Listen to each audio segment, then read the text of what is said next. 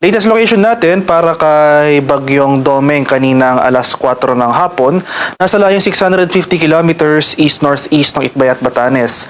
May taglay itong lakas ng hangin na malapit sa gitna na umaabot ng 130 kilometers per hour, pagbugso na umaabot ng 160 kilometers per hour. Patuloy yung paggalaw nito north-northwestward sa bilis sa 15 kilometers per hour.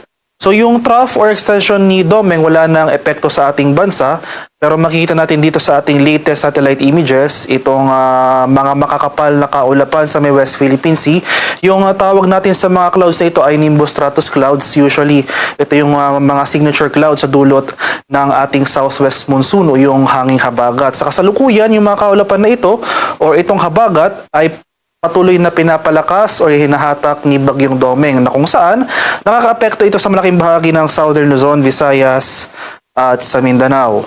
So ngayong araw or ngayong gabi hanggang bukas, saan pa rin natin magpapatuloy itong mataas na tsansa ng mga kaulapan at mga kalat-kalat na pagulan na may pagkulog at pagkidlat dito sa area ng Metro Manila, punta na rin sa may Zambales, Bataan, Calabarzon, dito sa buong Mimaropa, buong Bicol Region, dito sa Western Visayas, Negros Island Region, pati na rin itong western portion ng Mindanao sa may Zamboanga Peninsula, Basilan at Tawi-Tawi. Kaya sa mga lugar na ito, so generally itong western section ng ating bansa, maghanda pa rin po tayo at maging alerto sa mga pag-ulan, especially ngayong gabi hanggang madaling araw.